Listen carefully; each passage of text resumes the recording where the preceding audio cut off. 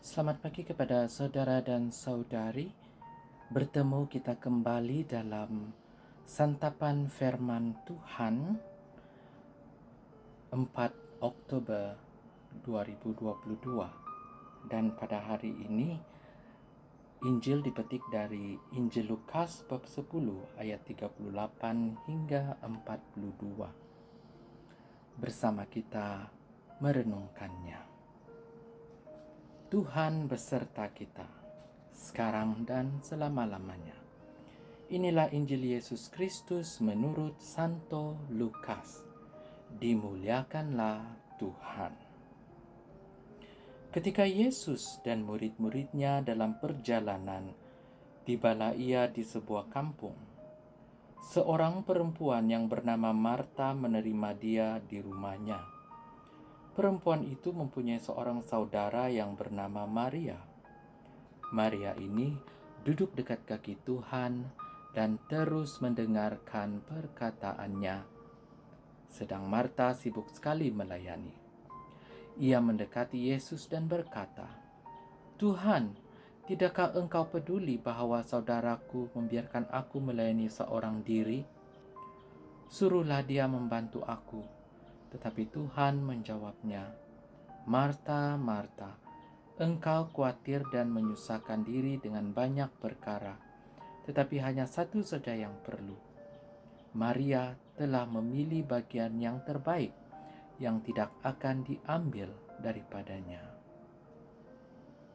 Injil Tuhan. Terpujilah Kristus.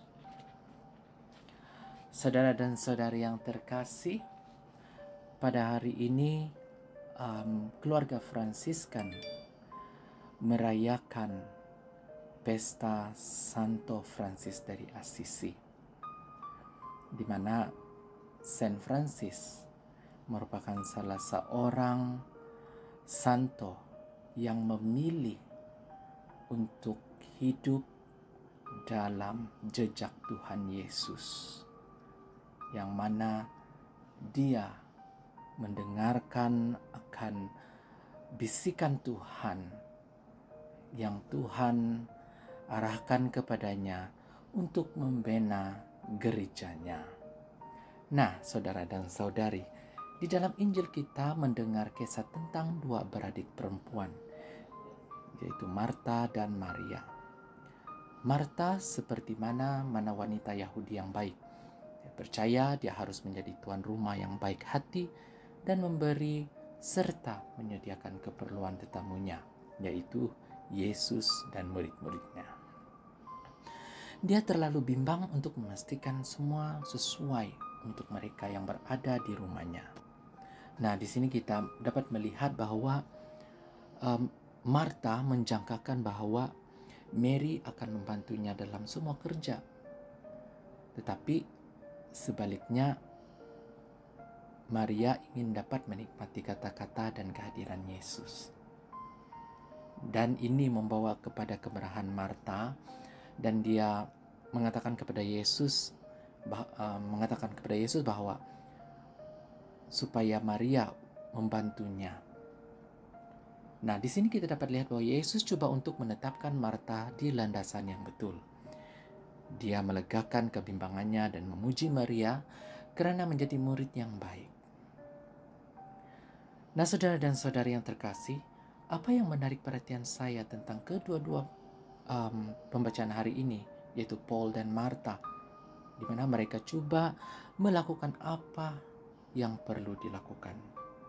Mereka sangat tekun dan berkorban dalam keinginan mereka untuk melakukan apa yang mereka anggap sebagai kehendak Allah. Nah, masalah utama bagi mereka berdua adalah mereka mempunyai perspektif sempit tentang Allah dan kehendak ilahi.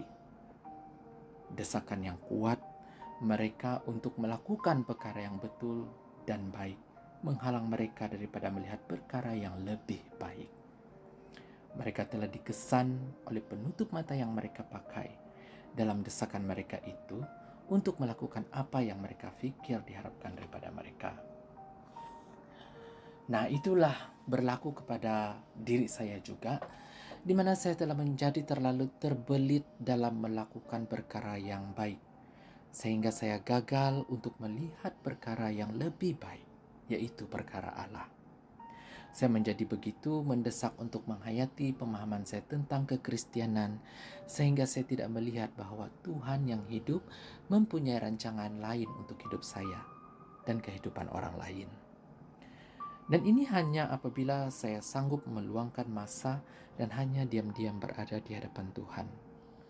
Saya boleh menyesuaikan semula keutamaan saya, malah pergi jauh untuk mengubah keseluruhan pendekatan saya untuk hidup.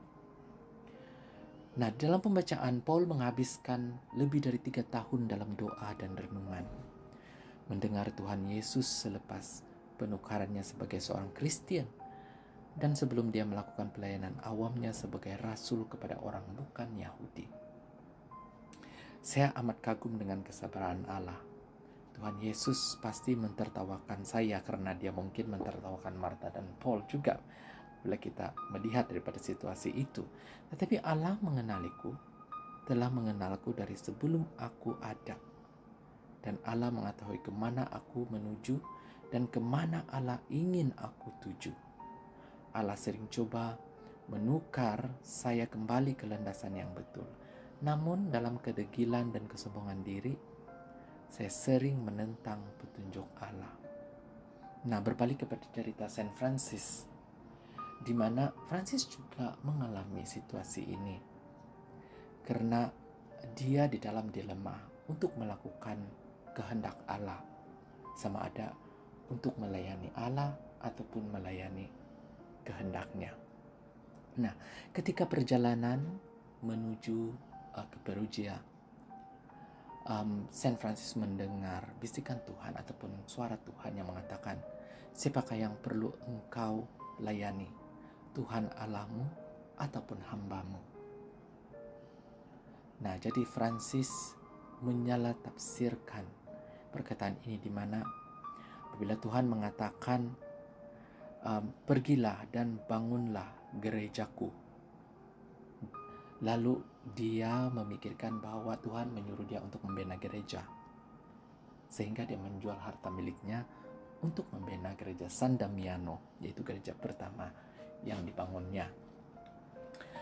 Nah, merenungkan semua ini lebih-lebih lagi di dalam perjalanan saya sebagai seorang Fransiskan, misi saya yang Tuhan inginkan saya jalankan sama seperti misi yang Francis lakukan, di mana membangun gereja, bukan fisikal gereja, tetapi membangun gereja melalui diri saya sendiri, membangun gereja di dalam diri saya untuk mendengar firman Tuhan, untuk merenungkan kehidupan ini, mendengar bisikan Tuhan, suara Tuhan, supaya saya mengikuti jalan yang Tuhan inginkan.